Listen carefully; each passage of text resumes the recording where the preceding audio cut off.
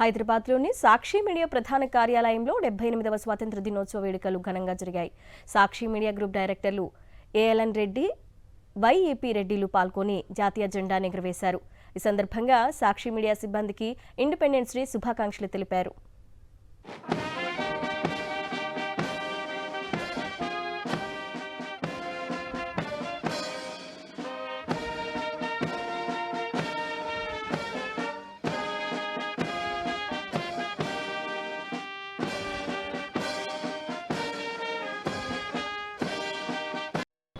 ఏదో కొద్ది మంది మాత్రమే బాగుపడి మంచి పరిస్థితిలో ఉంటే సరిపోదు.